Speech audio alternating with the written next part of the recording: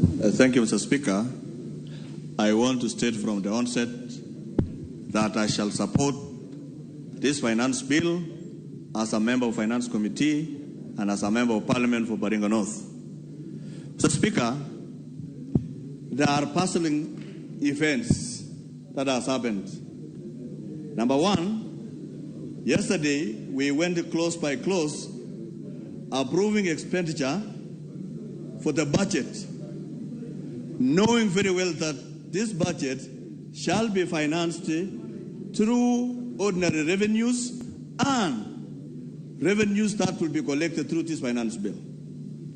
Mr. Speaker, it is therefore very illogical to again, attack the same finance bill that tries to raise revenue to completely be able to finance the budget for this country.